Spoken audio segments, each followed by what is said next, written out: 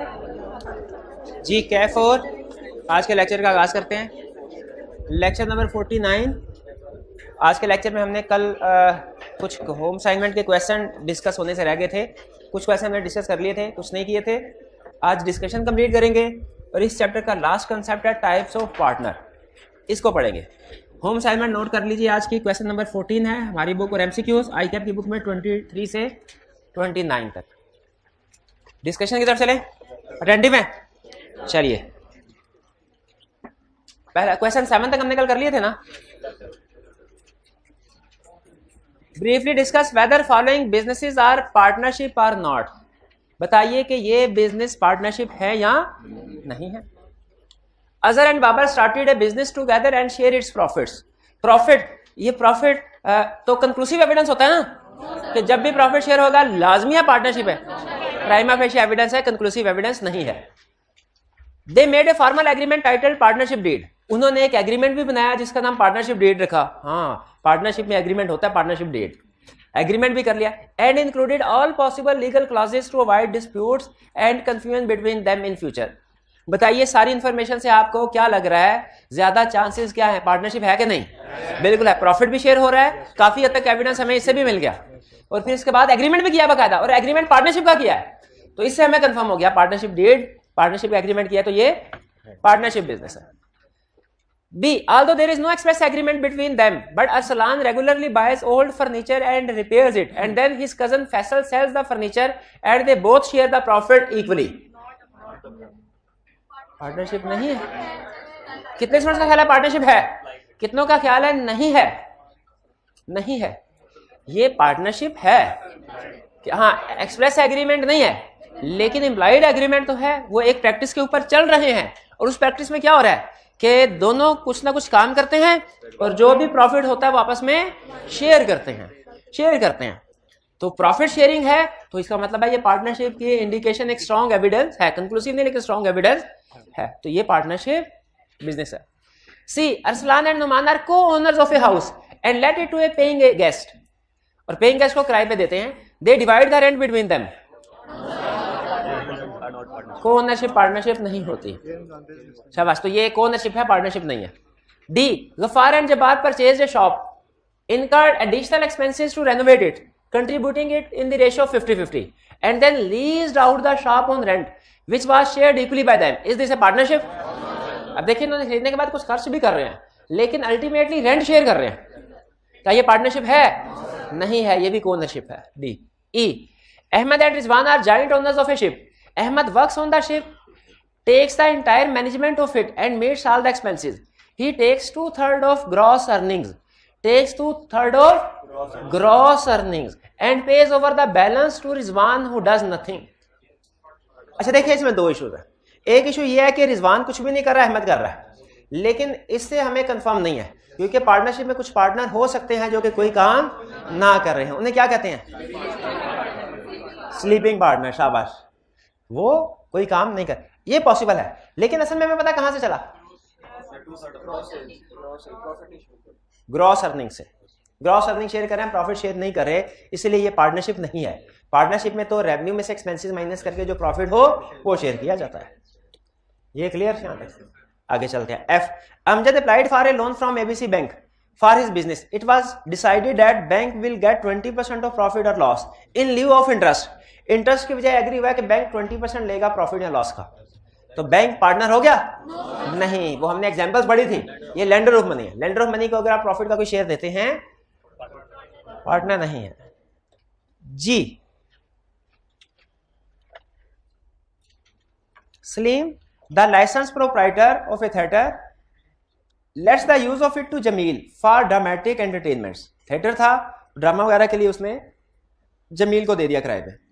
Salim manages the theatre and bears all its expenses. अच्छा, situation क्या है कि सलीम थिएटर को मैनेज कर रहा है और सारे खर्चे खुद उठा रहा है। He also incur certain expenses for advertising and the band.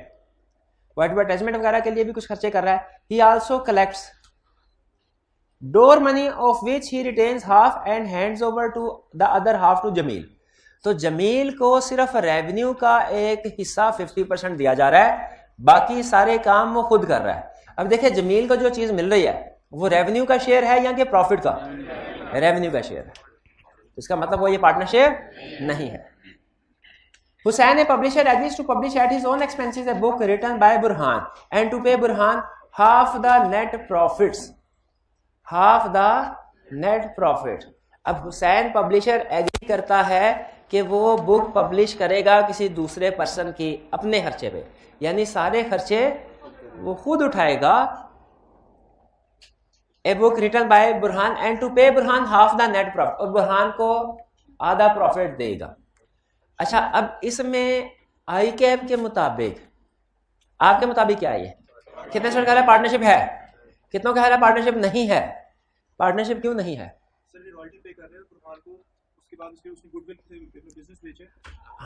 हाँ, रॉयल्टी पे कर रहा है, लेकिन रॉयल्टी तो रेवेन्यू की बेस पे होती है ना, कि यहाँ पे वो नीचे देखिए हाफ द नेट प्रॉफिट्स की बात कर रहा है, नेट रिसीट्स की बात नहीं कर रहा। उसने अपना बिजनेस बेच दिया गुडविल के लिए, अगर उसमें प्रॉफिट होगा तो फिर उसे मिलेगा। नहीं, इसमें बिजनेस तो नहीं बेचा। बिजनेस उसने तो कहा कि वो हुसैन सिर्फ एक बुक पब्लिश करेगा बुरहान की। तो मेरे ख्याल में ये पार्टनरशिप हो सकती है। आई कैप ने लिखा नहीं, आई कैप ने रॉयल्टी का केस ही लिखा है कि ये पार्टनरशिप नहीं है, लेकिन रॉयल्टी में नेट प्रॉफिट नहीं बल्कि रेवेन्यू होता है जिसकी बेस के ऊपर पेमेंट की जाती है।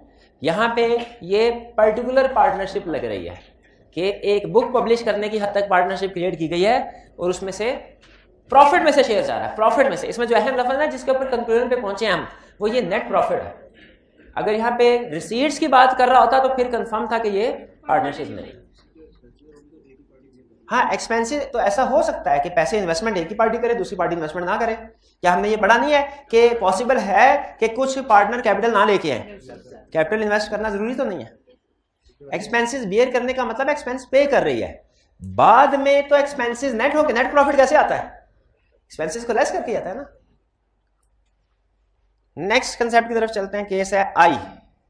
रहीम a clerk in Karim's business entered into a verbal agreement. Verbal agreement से कोई मसला होता है? कोई मसला, वर्बल एग्रीमेंट भी पार्टनरशिप में चलता है।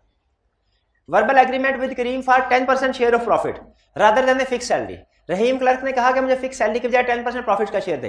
It was further agreed that the building in which the business was carried on should remain the property of Karim and all work and decisions will be solely decided by Karim. कि building भी करीम की, capital भी करीम का, सारी decision making वगैरह भी करीम की। तो इसका मतलब रहीम का स्टेटस क्या हुआ? एम्प्लॉय का। तो एम्प्लॉय को अगर सैलरी के बजाय प्रॉफिट का परसेंटेज दे दें पार्टनर नहीं बनता। इससे हमें देखें, किसी भी क्वेश्चन में हो सकता है आप कंफर्म किसी डिसीजन पे ना पहुंचे, कंफर्म नहीं पहुंच सकेंगे। आपने अंदाजा लगाना है कि ज्यादा चांस किस चीज का है। तो ज्यादा चांस क्या है कि ये क्लर्क एम्प्लॉय है, सैलरी के बजाय इसे प्रॉफिट की परसेंटेज मिल रही है, इससे वो पार्टनर नहीं बनता। क्लियर? नेक्स्ट, अच्छा इसमें कौन कौन सी फेवर में जा रही है? रहीम के पार्टनर होने की फेवर में जा रही है वो एक चीज सिर्फ कि प्रॉफिट की परसेंटेज मिल रही है, और जो इसके अगेंस्ट आ रही है एक तो वो कैपिटल नहीं लेके आया, और फिर वो डिसीजन मेकिंग में उसे किसी भी डिसीजन में उसे कुछ भी नहीं पूछा जा रहा, ठीक है, और वो क्लर्क भी है, ठीक है। तो इसीलिए वो एम्प्लॉय का ज्यादा, हालांकि एन मुमकिन है कि कोई पार्टनर ऐसा हो जो डिसीजन मेकिंग में इन्वॉल्व ना हो, ये ऐसा पॉसिबल है, उस लिविंग पार्टनर की एग्जांपल हमने बड़ी, लेकिन इसमें चूंकि कंटेक्स्ट से हमें लग रहा है कि ये एम्प्लॉय का स्टेटस है इसका, इसलिए हमने इसे पार्टनरशिप से में इंक्लूड नहीं किया। J. Ahmed and Bakir, two chartered accountants, agreed to carry on practice in common at the office of Ahmed under the name Ahmed and Bakir for a period of 7 years. Terms of agreement entered into between them provide that Bakir should manage the office and supervise the clerical work, and that he should draw a fixed allowance of ₹20,000 per month. In addition to profit भी मिलेगा, fix salary भी मिलेगी। ऐसा possible है क्या? बिल्कुल, अगर agree करें तो फिर ऐसा पॉसिबल है। It is further agreed that losses, if any, shall be borne by Ahmed alone. Losses सिर्फ अहमद ही बर्दाश्त करेगा, and that after 7 years Ahmed would be entitled to the office and all the other equipment, and Bakir would not have any right or claim in respect of them. जी बताइए, क्या ये partnership है? क्या arguments आपके पास favour में? एक तो ये कि पार्टनरशिप का नाम, फर्म का नाम में दोनों शामिल है, ये एक बड़ी इंडिकेशन होती है। इसके अलावा प्रॉफिट शेयरिंग हो रही है, ये भी एक इंडिकेशन है, और लॉस शेयर, तो पार्टनर के लिए लॉस शेयरिंग लाजमी नहीं है। ऐसा पॉसिबल है कि कोई पार्टनर लॉस शेयर ना कर रहा हो? Shall be borne by and date after 7 year. हाँ 7 ईयर कुछ अरसे के लिए अगर फिक्स कर दिया आपने तो वो पर्टिकुलर पार्टनरशिप बन जाता है। तो इसमें फैक्ट्स इस बात की तरफ इशारा करने हैं कि दोनों पार्टनर हैं। कि Jazib and Ghalib jointly purchased a tea shop and incurred additional expenses for purchasing pottery and some other material to furnish the shop. The money was contributed half and half and then the rented out the shop. Then they rented out the shop. The rent has to be shared equally by them. Co-ownership. A customer who opens loss sharing account with a bank. Bank के साथ profit and loss sharing account open किया तो bank का partner थोड़ी बन जाएंगे। चलिए अब असल में ये तो छोटे छोटे क्वेश्चन थे। इन सब क्वेश्चन का मकसद था आपको एग्जाम लेवल का क्वेश्चन करवाना। अब एग्जाम लेवल के क्वेश्चन नीचे 2 हैं, 3 है टोटल, 11 हमने कर लिया। आज 9 और 10 करते हैं। और इसमें यही कंसेप्ट जो पिछले हमने क्वेश्चन नंबर 8 में इतनी सिचुएशंस पढ़ी हैं उनका मकसद यही था आपको इस काबिल बनाना कि आप ये क्वेश्चन अटेम्प्ट कर सकें। अगर आप इन क्वेश्चन को अच्छे तरीके से अटेम्प्ट कर लेते हैं तो उसका मतलब है जो प्रीवियस एग्जाम्पल में जितने भी कंसेप्ट थे वो आपने समझ लिए हैं। स्टार्ट करें जी। रिक्वायरमेंट में कह रहे हैं केस स्टडी में पहले नॉर्मली रिक्वायरमेंट पढ़ना बेहतर होता है। Discuss whether Adib's widow would be deemed to be a partner in the firm. बताइए अदीब की विडो, ये तो वैसे ही हमें पता, रिक्वायरमेंट पढ़ के पता चल गया किसी भी पार्टनर की विडो पार्टनर अनलेस के उसके साथ अलग से एग्रीमेंट कर लिया जाए जिसमें उसे एज पार्टनर ऐड किया जाए। लेकिन हमने उसके आर्गुमेंट्स के लिए केस को पढ़ते हैं। कह रहे Moiz Adib and Mumtaz were partners in a firm. Adib died. Moiz and Mumtaz continued the business and agreed to give 10% share of profit of business to the widow of Adib as annuity. Existing partner ने एग्री किया कि विडो को 10% profit annuity के तौर पे पे करते रहेंगे जैसा कि पहले को शेयर होगा इनका 10% का। तो ये बताइए अब क्या विडो को प्रॉफिट का शेयर मिल रहा है? क्या वो पार्टनर हो गई? पार्टनर नहीं। क्यों पार्टनर नहीं हुई? एक्सेप्शन में लिखा हुआ था। शाबाश। Next question 10। X has been carrying on textile business for the past 5 years.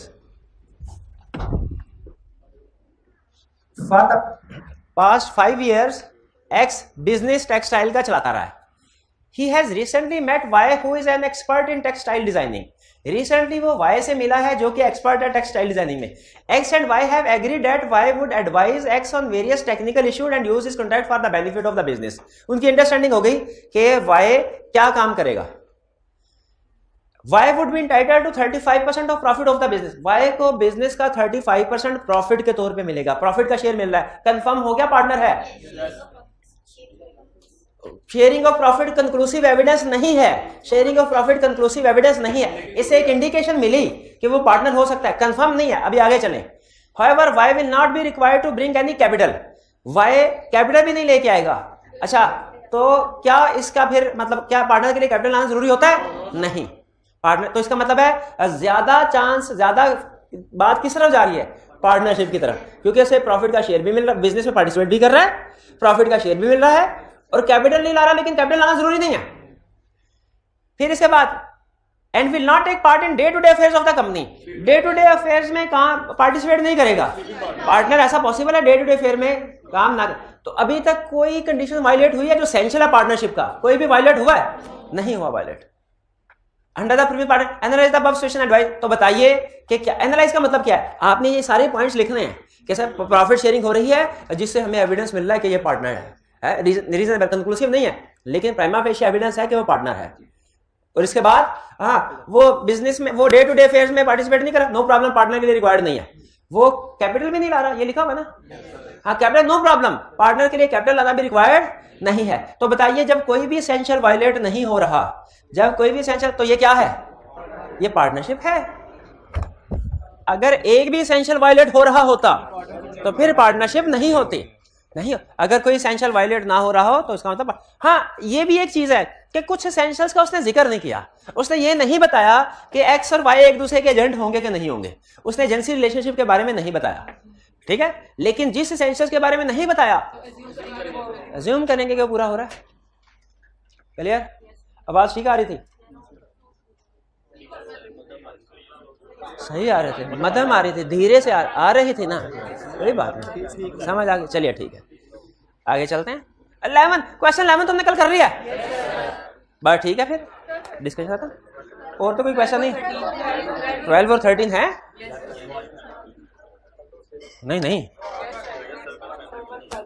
अच्छा होमवर्क जो था हाँ, होमवर्क ये कल करेंगे ना, कल वाली से आज की असाइनमेंट के साथ ऐड होगा। आज लिखा हुआ उधर? चलिए ये भी कल करेंगे। हाँ, ये आज की असाइनमेंट के साथ ऐड कर ले इसको, ये कल इसको हम कंप्लीट कर लेंगे डिस्कशन को।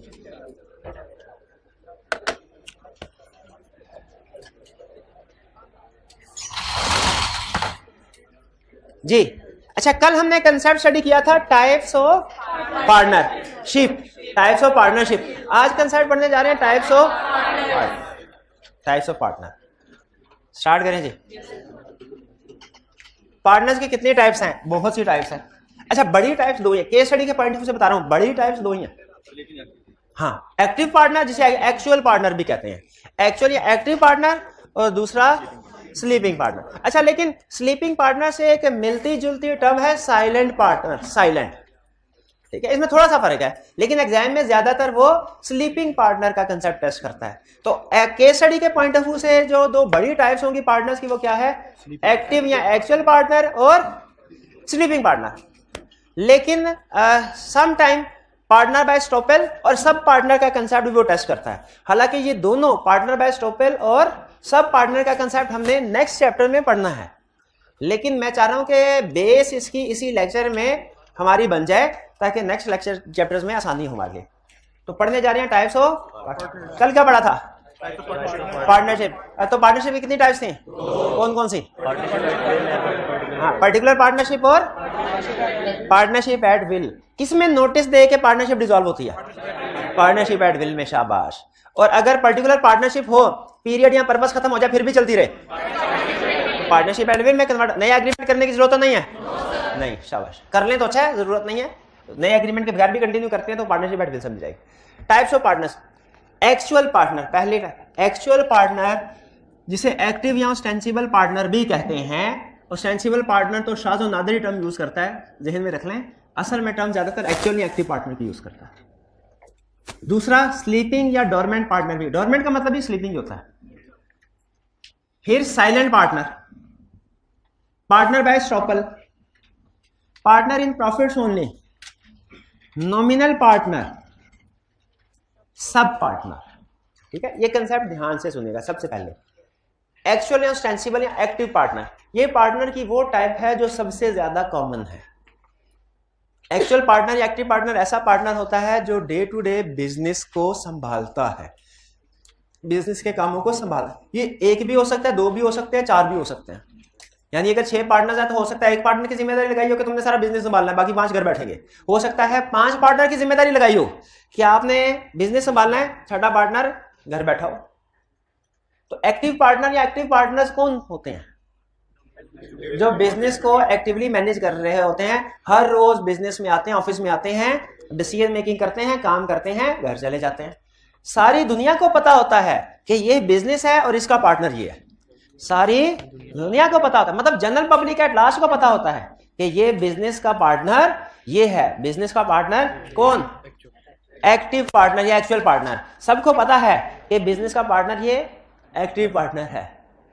और वो किसी के पास जाके जब कोई सेल परचेज कर रहा होगा तो लोगों को पता होगा कि ये बिजनेस के लिए सेल परचेज की बात कर रहा है। बैंक के पास लोन लेने के लिए जाएगा, बैंक को पता होगा कि ये इस बिजनेस का पार्टनर है, इसलिए इसके लिए लोन ले रहा है। जब वो जाके ये नहीं कहेगा कि मैं एबीसी फर्म पार्टनरशिप के लिए लोन ले रहा हूं, सिर्फ वो ये भी जाके कह दे मुझे बिजनेस के लिए लोन चाहिए, तो बैंक को पता चल जाएगा कि ये किस बिजनेस की बात कर रहा है। क्यों भला? वो एक्टिव या एक्चुअल पार्टनर है, और एक्टिव और एक्चुअल पार्टनर का सारी दुनिया को पता होता है कि यही है वो पार्टनर जो बिजनेस को संभालता है, मैनेज करता है। क्या एक्चुअल पार्टनर बिजनेस की मैनेजमेंट में इन्वॉल्व होता है?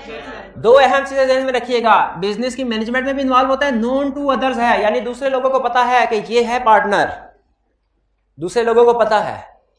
अच्छा बताइए, जब दूसरे लोगों को पता ये पार्टनर है और ये पार्टनरशिप को छोड़ना चाहे तो चुप करके घर चला जाए कि इश्तिहार दे ताकि लोगों को पता चल जाए कि अब ये बिजनेस का हिस्सा नहीं रहा।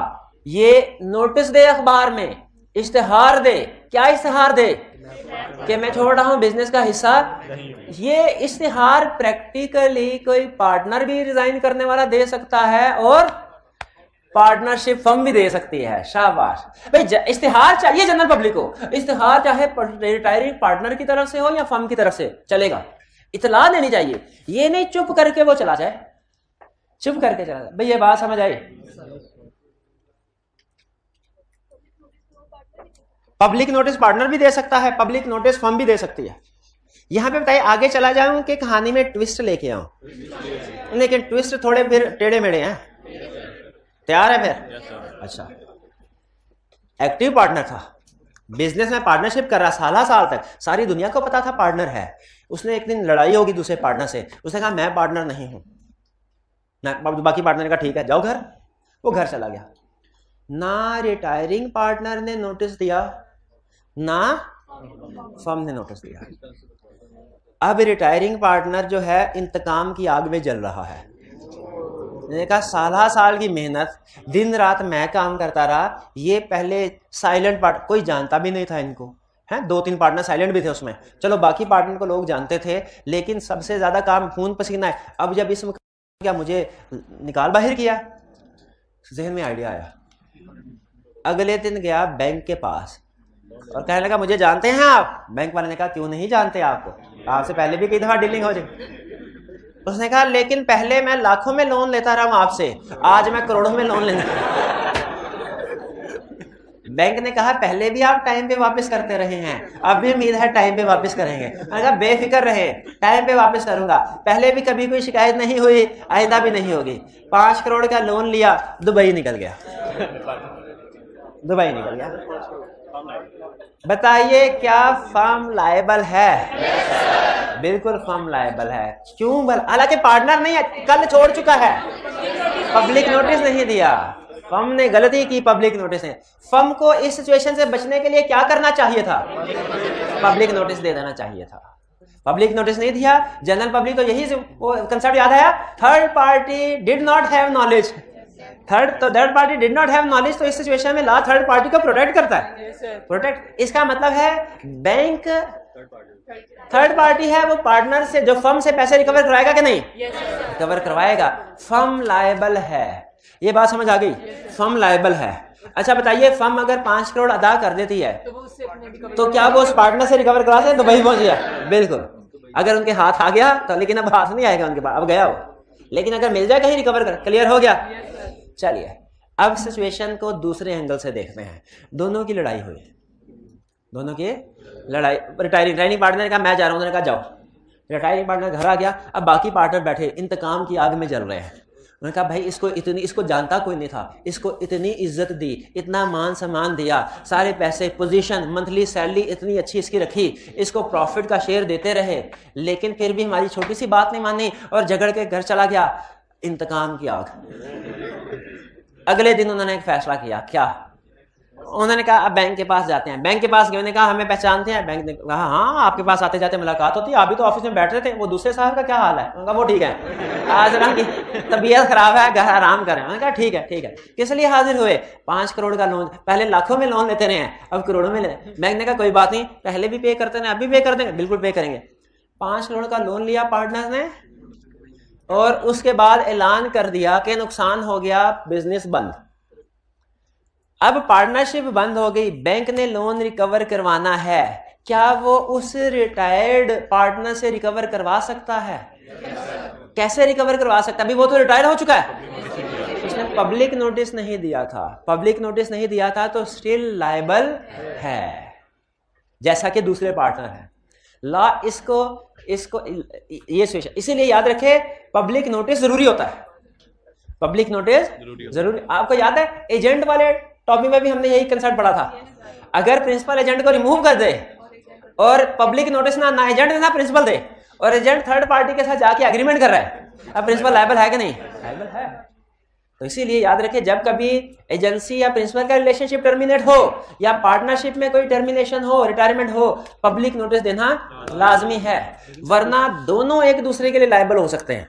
अगर पब्लिक नोटिस नहीं दिया ना तो पार्टनरशिप कोई काम करेगी तो पार्टनर लायबल हो सकता है, और अगर पार्टनर कोई ट्रांजैक्शन करेगा तो पार्टनरशिप फर्म लायबल हो सकती है। ये कंसेप्ट बोथ वे में काम करता है, डबल एज्ड वेपन है। क्लियर हुई ये बात? चलिए ये तो था, इसीलिए खास तौर पे पब्लिक नोटिस लिखा हुआ है, पब्लिक नोटिस रिक्वायर्ड है। क्लियर हो गया? अब आगे चलते हैं। स्लीपिंग पार्टनर, जैसे डोरमेंट पार्टनर भी कहते हैं। ये कौन सा पार्टनर है? वो जो घर में बैठा हुआ है, सो रहा है, वो ना तो डिसीजन मेकिंग में, मैनेजमेंट में इन्वॉल्व है और ना ही इसे कोई जानता है कि ये भी पार्टनर है। स्लीपिंग पार्टनर का मतलब घर में, ऑफिस में थोड़ी सोएगा, घर में जाके सोएगा। तो घर में सो रहा है, इसका मतलब है ना वो बिजनेस में हिस्सा ले रहा है और ना ही बिजनेस में आने जाने वाले लोग उससे मेल मुलाकात कर रहे हैं, उसको जान रहे हैं। कोई भी नहीं जानता उसको कि ये भी पार्टनर है। ये क्या होगा? स्लीपिंग पार्टनर, सोया हुआ पार्टनर। ठीक है, सोया। अब मुझे ये बताइए कि अगर ये रिटायर होता है, पार्टनरशिप को छोड़ता है, पब्लिक नोटिस होगा? क्यों नहीं होगा? नहीं, अगर ये पब्लिक नोटिस नहीं दे रहा तो लोग ये नहीं समझ रहे होंगे कि अभी भी पार्टनर है। लोग ये नहीं समझ रहे होंगे क्योंकि लोगों को कभी पता ही नहीं चला कि ये भी पार्टनर है। लोगों को जब कभी नहीं पता चला कि ये पार्टनर है तो अभी भी नहीं पता चलेगा कि ये पार्टनर नहीं है। भाई ऐसे ही है ना भाई, नोटिस तो उसके लिए जरूरी है ना जिसका पता हो कभी कि ये पार्टनर है, और जिसका पता ही नहीं पार्टनर है भी कि नहीं पता, यानी नहीं है पार्टनर, इल्म ही नहीं है, उसका नोटिस देना जरूरी नहीं है। भाई समझ आई कुछ बात? स्लीपिंग पार्टनर मैनेजमेंट में भी नहीं होता, दूसरों को पता भी नहीं होता, इसका पब्लिक नोटिस रिक्वायर्ड। अब बताइए मुझे, क्या आपको एक्टिव पार्टनर और स्लीपिंग पार्टनर में फर्क समझ आया? अब एक दरमियान वाला पार्टनर हो रहा है, तो दोनों के एक्टिव से नीचे है, स्लीपिंग से ऊपर है, यह है साइलेंट पार्टनर। यानी बिजनेस में है, मैनेजमेंट में नहीं है। बिजनेस में है, मैनेजमेंट में नहीं। अच्छा बताइए, लोगों को पता होगा कि नहीं कि ये भी पार्टनर है? पता होगा क्योंकि बिजनेस में है, मैनेजमेंट में नहीं है। इसने 2-3 उल्टे सीधे मशवरे दिए होंगे ना, कभी ये एक्टिव पार्टनर होता था, 2-3 उल्टे सीधे मशवरे दिए, तो उन्होंने कहा बस समझ लग गई है, तुम्हारे मशवरे पे चले ना तो 2 महीनों में डूब जाएंगे। आइंदा तुम पार्टनर के तौर पर रहोगे तो सही, किसी फैसले में बोलना नहीं है। कुछ लोग ऐसे होते हैं इस तरह का मशवरा देते हैं, अरे दूसरों को भाई तुम करके देखो, देखते हैं अच्छा निकले तो खुद भी काम कर लेंगे, वरना कहेंगे अच्छा ठीक है ये काम नहीं करना। भाई तो ऐसा करो, तुम 5 पेपर रख लो, 5 पेपर रख लो, देखते हैं पास होता है कि नहीं होता। जब रिजल्ट आ गया खुद भी फैसला कर लिया क्या कि 5 नहीं रखने, 5 नहीं रखने। तो इसी तरह का कोई मशवरा देने वाला था, इसको कहा बिजनेस में तो हो, मैनेजमेंट में नहीं हो। इसको कहते हैं साइलेंट पार्टनर। स्लीपिंग नहीं है, जाग रहा है, देख रहा है, सुन रहा, बोल नहीं रहा, बोलने को मना किया गया इसकी हरकतों की वजह से। साइलेंट, जबान पे ताला लगा, not involve in management. Silent में और स्लीपिंग में फर्क समझ आ गया? आगे चलते हैं जी। हाँ, अगर ये रिटायर हुआ तो नोटिस देना पड़ेगा ना, क्योंकि लोगों को पता है कि ये पार्टनर है, लोगों को पता है ना। मैनेजमेंट में नहीं है, बिजनेस में तो है। देखें, ये मैनेजमेंट में भी है, बिजनेस में भी है। ये ना मैनेजमेंट में ना बिजनेस में, और ये मैनेजमेंट में नहीं है, बिजनेस में है। क्लियर हो गया? हाँ, मे और मे नॉट लिखा हुआ है, क्या मतलब?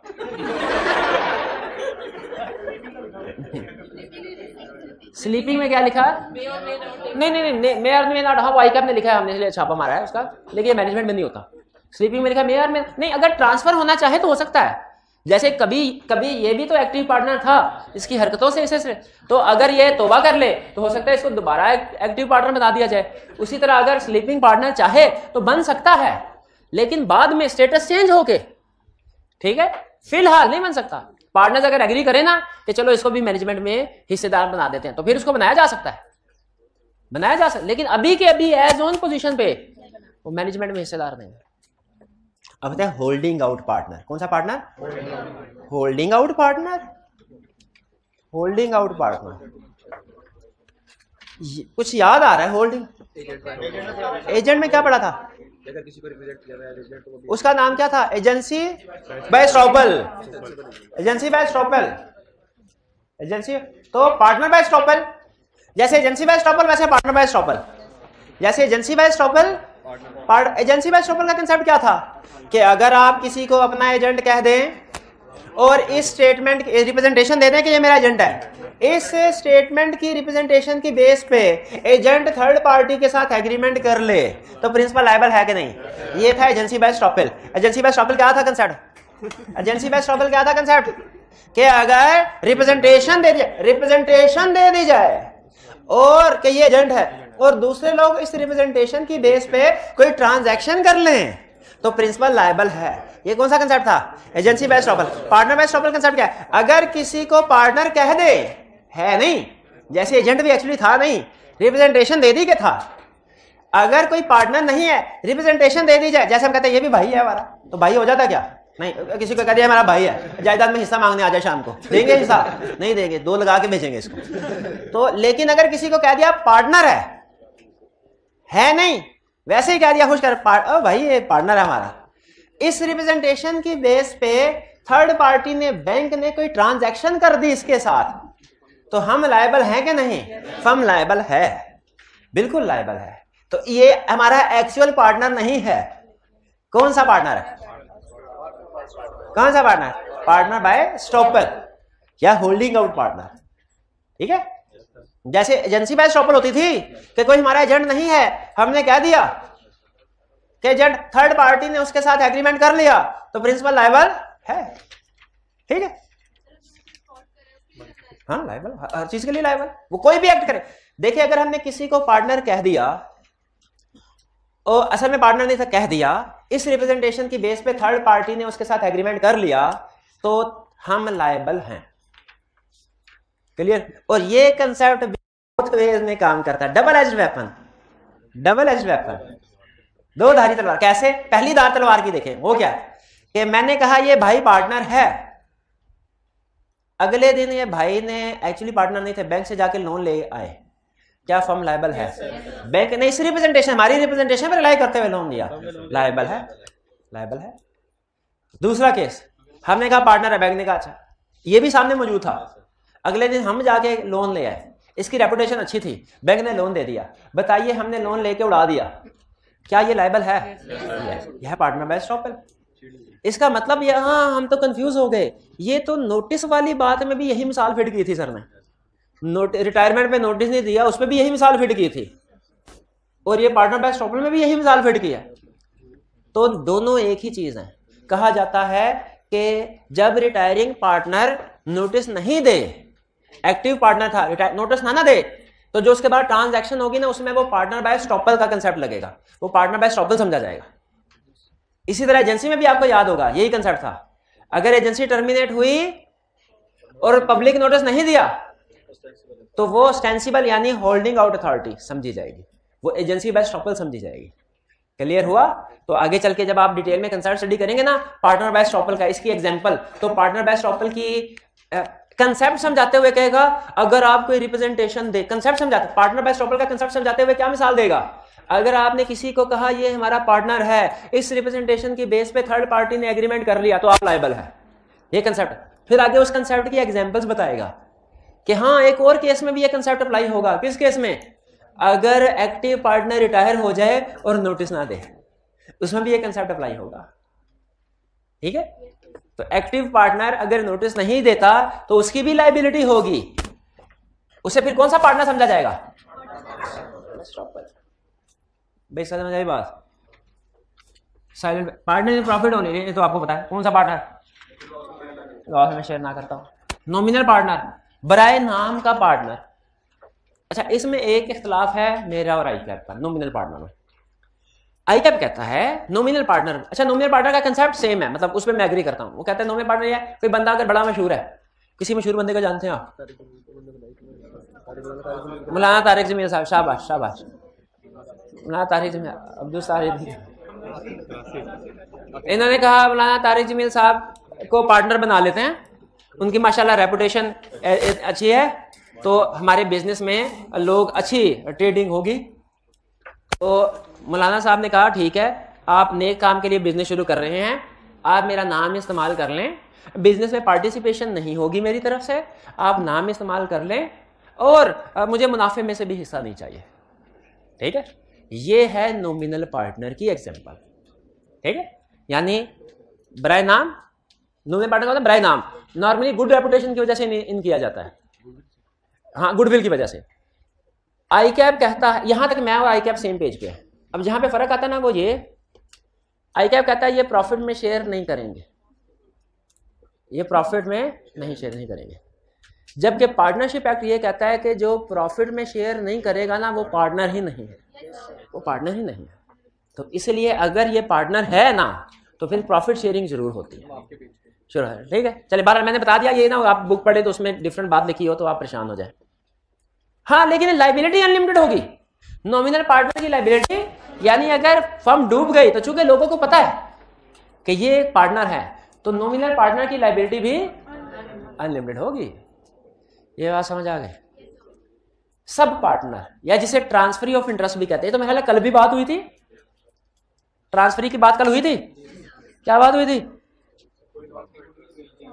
हाँ, कि अगर चार पार्टनर है, एक पार्टनर को पैसों की अशद जरूरत पड़ गई और उसने पहले दूसरे लोगों से पूछा मेरा शेयर खरीद लो, पैसों की जरूरत है, दूसरे ने कहा पैसे नहीं है, लेकिन बाकियों ने इजाजत दे दी क्या अपना शेयर किसी और को बेच दो। तो अगर वो शेयर किसी और को बेच देता है, मिस्टर डी ने आगे मिस्टर ई को शेयर बेच दिया, तो याद रखें ये डी और ई की ट्रांजैक्शन है, ये पार्टनरशिप की और ई की ट्रांजैक्शन नहीं है। इसमें ई ने डी को पैसे दिए और डी ने अपना इंटरेस्ट उसको बेच दिया। अब डी पता क्या कहेगा फर्म को, एबीसी को, कहेगा यार बात सुनो, मैंने तो पैसे लेके अपना बेच दिया शेयर, तो मैं तो अब निकल रहा हूं पार्टनरशिप से। ठीक है, तुम ऐसा करो कि पार्टनरशिप को डिसॉल्व नहीं करते, ठीक है, क्योंकि मेरी पर्सनल ट्रांजैक्शन है उसके साथ। आइंदा जब कभी जो भी प्रॉफिट होगा ना, चूंकि मैंने अपना हिस्सा बेच दिया है तो उसका हकदार मैं नहीं, तुम ना ये मिस्टर ई को प्रॉफिट देते रहना, और जब पार्टनरशिप डिसॉल्व होना तो जितना भी हिस्सा बने वो मिस्टर ई को ट्रांसफर कर देना, मुझे ना देना। हालांकि सरकारी तौर पे मैं पार्टनर हूं और ई सरकारी तौर पे कुछ भी नहीं है फर्म में, लेकिन चूंकि मैंने अपना हिस्सा बेच दिया है इसीलिए बराए मेहरबानी आइंदा से जो भी प्रॉफिट और शेयर होगा वो किसको दे देना, ई को, मुझे ना देना। एबीसी ने कहा अच्छा ठीक है, बात समझ आ गई, हम हिस्सा दे देंगे। देखो पैसों की ट्रांजैक्शन की, तुम्हें पैसों की तुम्हें पैसे मिले, बदले में उसको पैसे देंगे, हम दे देंगे, कोई मसला नहीं है। लेकिन ई को एक बात अच्छे तरीके से समझा दो, खबरदार उसने अगर कभी किसी को कहा कि वो हमारा पार्टनर है, खबरदार अगर उसने बिजनेस में आके इंटरफेयर करने की कोशिश की, खबरदार अगर उसने हमारे मामलात में फैसला करने की टांग अड़ाने की कोशिश की, क्योंकि उसका स्टेटस एक सब पार्टनर का है, पार्टनर का नहीं है। सब पार्टनर पता किसका होता है? पार्टनर का पार्टनर। भाई सब पार्टनर ही होता ना, पार्टनर का पार्टनर। तो ई का स्टेट, वो ई का फर्म से ताल्लुक नहीं है, पार्टनर से ताल्लुक है। तो ई याद रखे कभी फर्म में आके पार्टनर होने का हक नहीं जता सकता। इसे कहते हैं ट्रांसफरी ऑफ इंटरेस्ट या सब पार्टनर। इस केस में अगर फर्म डिसॉल्व हो जाती है, अनलिमिटेड लायबिलिटी किसकी होगी, डी की के ई की? डी की। ई की नहीं होगी, ई तो पार्टनर है ही नहीं, शाबाश शाबाश, ई तो पार्टनर है ही नहीं। और सरकारी तौर पे कौन पार्टनर है? डी। भैया ट्रांसफर ऑफ इंटरेस्ट का कंसेप्ट समझ आ गया, सब पार्टनर। हमने ये कंसेप्ट जो है ना पार्टनर बाय स्टॉपल का और सब पार्टनर का, ये आपको इस चैप्टर में डिटेल नहीं मिलेगी, लेकिन नेक्स्ट चैप्टर में इसकी डिटेल मौजूद है। हमने डिटेल में कंसेप्ट पढ़ने हैं, बेस मैंने अभी यहाँ बना दी ताकि आगे चल के आसानी हो जाए। क्लियर? अब ऐसा कीजिए, आपके पास 3 मिनट का टाइम है, आप रीडिंग कर लीजिए, इसके बाद क्विज स्टार्ट करते हैं। मैं तब तक क्विज सेटअप करता हूँ, ये पॉज कीजिएगा जी। चलिए अब क्विज कंडक्ट करते हैं, अटेंटिव हो जाए। प्रोसेस आपको पता है, menti.com पे जाना है आपने, MENTI menti.com, और कोड एंटर करना है 21271035।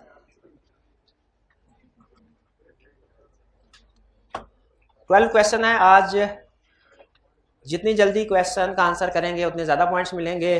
5 सेकंड का रीडिंग टाइम है, उसके बाद ऑप्शन है कि सिलेक्ट करने, सिस्टम आपको पता है।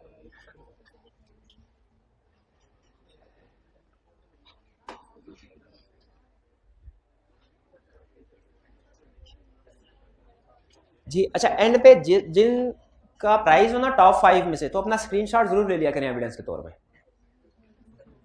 प्राइस डिस्ट्रीब्यूट करते हुए हम एविडेंस चेक करेंगे। स्टार्ट करें जी, तैयार है? चलिए पहला क्वेश्चन,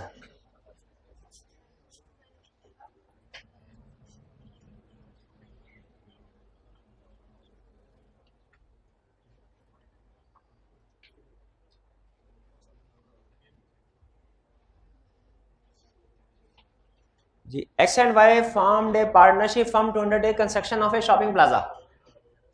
शॉपिंग प्लाजा कंस्ट्रक्ट करने के लिए पार्टनरशिप की, तो कौन सी पार्टनरशिप होती है ये?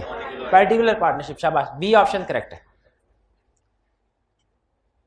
करेक्ट। 88 स्टूडेंट्स ने ठीक जवाब दिया। क्वेश्चन 2,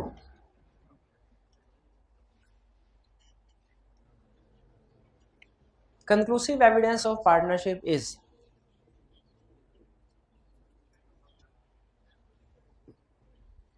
पार्टनरशिप का कंक्लूसिव एविडेंस क्या है?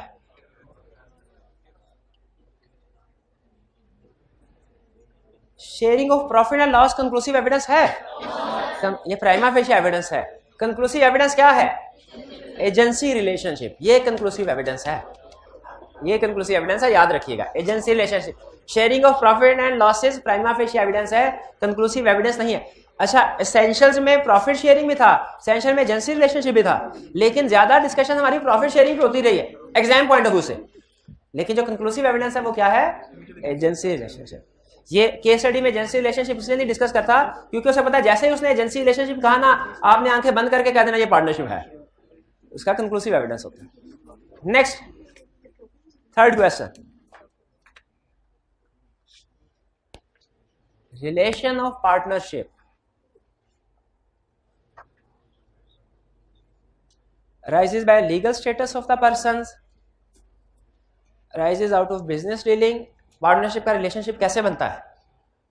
लीगल स्टेटस से, बिजनेस डीलिंग से भी नहीं, कॉन्ट्रैक्ट से या लीगल इम्प्लीकेशन से? कॉन्ट्रैक्ट से, शाबाश, ठीक है, लीगल पोजीशन से नहीं, लीगल जी। तो कॉन्ट्रैक्ट से ये रिलेशनशिप पार्टनरशिप बनता है, यानी पार्टनरशिप क्रिएट होती है कॉन्ट्रैक्ट से। अच्छा, इसमें लीगल की एग्जांपल क्या है? जैसे फर्ज कीजिए ए और बी ने मिलकर पार्टनरशिप बनाई, ए की डेथ हो गई, अब लीगली ए के लीगल रिप्रेजेंटेटिव जो है उसकी हर प्रॉपर्टी के हिस्सेदार होते हैं।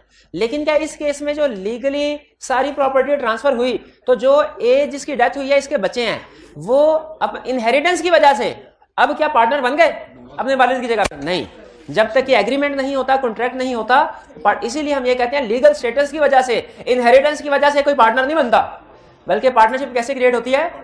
कॉन्ट्रैक्ट की वजह से। तो कॉन्ट्रैक्ट की ऑप्शन करेक्ट है। नेक्स्ट क्वेश्चन 4,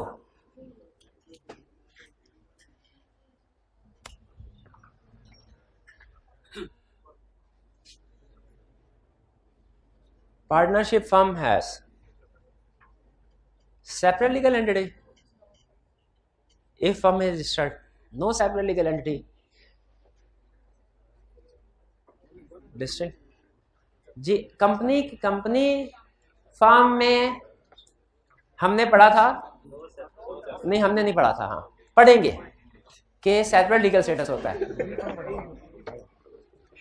पार्टनरशिप का अनलिमिटेड लायबिलिटी में पढ़ा था कि पार्टनरशिप और पार्टनर एक ही चीज समझे जाते हैं।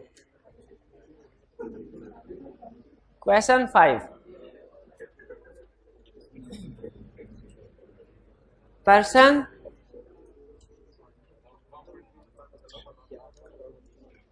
who have entered into partnership with one another collectively का, ये तो बहुत ही आसान क्वेश्चन है ना, बहुत ही आसान, लेकिन ये भी कुछ ना कुछ ने गलत किया होगा,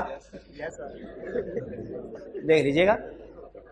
Persons who have entered into partnership with one another collectively called क्या कहलाते हैं? फर्म, शाबाश। पार्टनरशिप नहीं, कलेक्टिवली उन्हें फर्म कहा जाता है। दिया ये ले, सी पार्टनरशिप पढ़ा, डेफिनेशन में पढ़ा है, डेफिनेशन में पढ़ा है। कौन वाले भी हैं ये, मर्जी है। क्वेश्चन 6,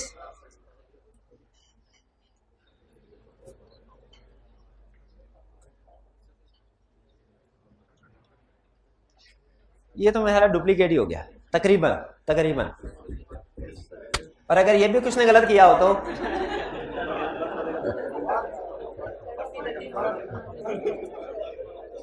ये एक बार स्टेटस कॉन्ट्रैक्ट, शाबाश। 7, ए पार्टनरशिप कॉन्ट्रैक्ट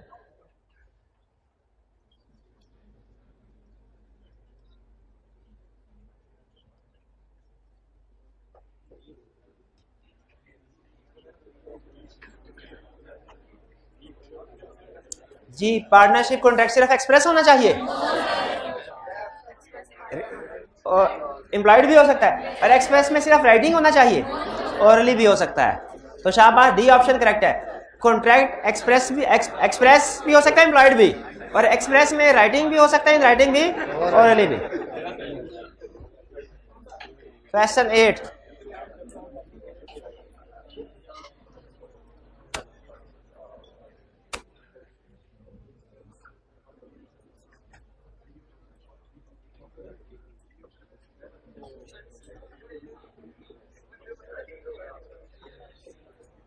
जी पार्टनरशिप में कॉन्ट्रैक्ट होता है, पार्टीज क्या शेयर करती हैं?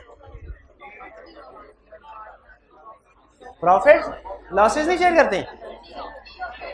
हाँ जी, इसमें जो मोस्ट अप्रोप्रिएट ऑप्शन है वो डी है। ठीक है, सिर्फ प्रॉफिट रिक्वायर्ड, सिर्फ प्रॉफिट है, लेकिन पार्टीज प्रॉफिट और लॉस दोनों शेयर करते हैं। और इवन ध्यान में रखिएगा, अगर क्वेश्चन में उसने, ये अगले चैप्टर में पढ़ेंगे, profit and loss sharing ratio होती है ना, अगर कहें प्रॉफिट शेयरिंग रेशो 50-50 है, लॉस हो गया तो वो किस रेशो से जाएगा? 50। जो प्रॉफिट शेयरिंग रेशो होती है वही लॉस शेयरिंग रेशो भी समझी जाती है। ठीक है, क्वेश्चन 9,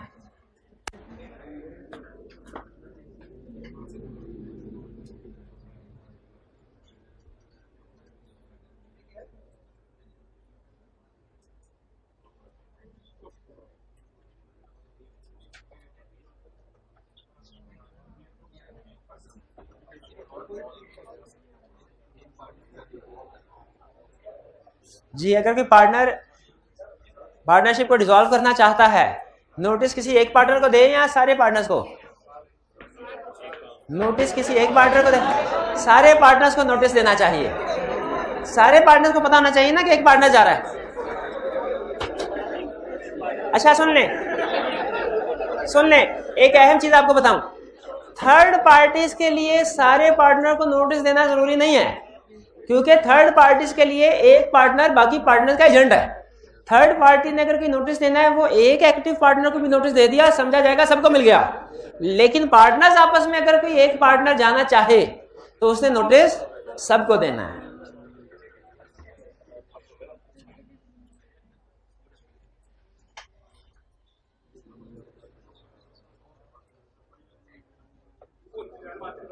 इनमें से किसका एक पार्टनर का स्टेटस होता है?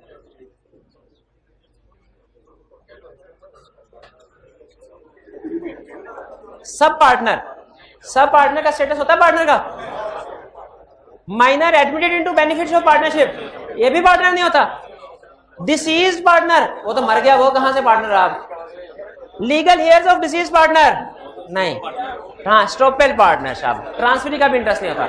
पार्टनर बाय स्टॉपेल का स्टेटस लास्ट वाला, तो ट्रांसफरी ऑफ इंटरेस्ट का पार्टनर जैसे लास्ट वाली ऑप्शन डिस्प्ले नहीं आ रही थी? नहीं, वो थोड़ा सा ऊपर करना था ना आपने उसको, मोबाइल स्क्रीन पे नीचे हो। चलिए, अब अगर 5 ऑप्शन आए तो छठी भी चेक कर लीजिएगा, मोबाइल की स्क्रीन थोड़ी सी ऊपर करके।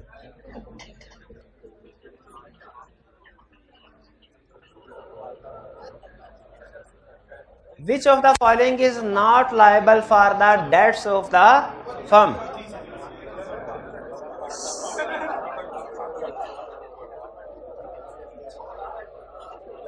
इनमें से कौन सा फर्म के डेट्स के लिए लायबल नहीं है? साइलेंट पार्टनर लायबल है, dormant partner, partner in profit only, nominal partner ये भी है, पार्टनर, सब पार्टनर लायबल नहीं है। सब पार्टनर तो पार्टनर तो लायबल भी नहीं है, इसीलिए तो फिर कौन सी ऑप्शन थी सेलेक्ट की? कौन सी ऑप्शन सेलेक्ट की फिर? तो मोस्ट एप्रोप्रिएट ऑप्शन सेलेक्ट करनी है ना। नॉमिनल पार्टनर लायबल है, बताया, नॉमिनल पार्टनर की लायबिलिटी अनलिमिटेड है। अब आपकी ऑप्शन आगे थी छड़ी, ऊपर स्क्रीन की छड़ी ऑप्शन। लास्ट क्वेश्चन 50 रुपए के लिए,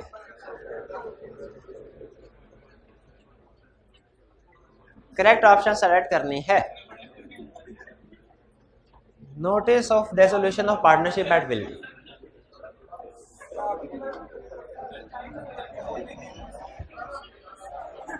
notice is not required to dissolve partnership at will. सही कह रहा है, गलत कह रहा है, हमने करेक्ट ऑप्शन ढूंढे। If no date is mentioned it dissolves when notice is written, नहीं। If date is mentioned it dissolves when notice is communicated, none. देखिए ये क्यों गलत है, इफ डेट इज मेंशन्ड तो डेसोल्यूशन होगी नोटिस कम्युनिकेट करने से नहीं, जो उसमें डेट मेंशन हुई है उससे डिसॉल्व होगी। नहीं ये नहीं बताया हुआ क्या, अगर डेट मेंशन हो तो नोटिस देते वक्त डिसॉल्व हो जाती है पार्टनरशिप।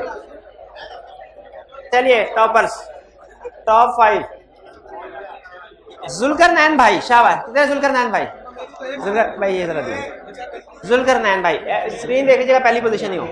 सेकंड पोजीशन 1174,469, 1174 से सेकंड पोजीशन पे कौन है?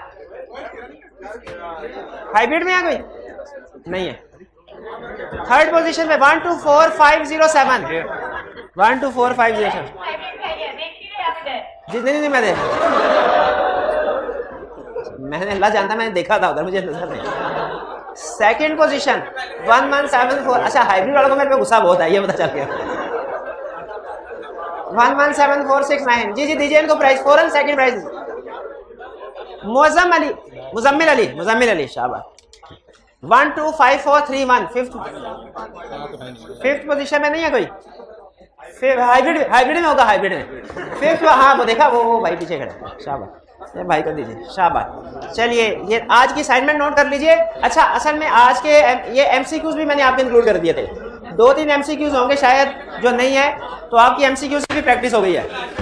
आज का लेक्चर यहाँ पे खत्म करते हैं हम। अल्लाह हाफिज।